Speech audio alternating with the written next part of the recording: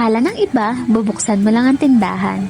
Pero ganito talaga nagsisimula ang bawat umaga ng isang maliit na negosyante. Magandang umaga! Tara, samahan niyo ako sa pagsisimula ng araw ko. Araw-araw, bago pa dumating ang mga estudyante at mga unang customers, marami na munang kailangang gawin. Unang-una, naglilinis ako ng tindahan. Nagwawalis para malinis ang paligid at nilalabas ko ang ibang paninda.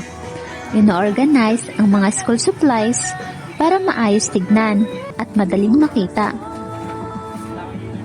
Pagkatapos, inaayos ko ang mga accessories at iba pa para mas madaling makapili ang mga bibili.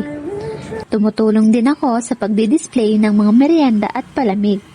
Gusto naming handa na ang lahat bago magsimula ang dagsa ng mga customer. Maraming nagsasabi na simpleng trabaho lang ang pagtitinda. Pero sa totoo lang, bawat malinis na estante, bawat maayos na display, at bawat paghahanda ay bahagi ng pag-aalaga sa negosyo. Dati akong bank teller, ngayon isa na akong maliit na negosyante.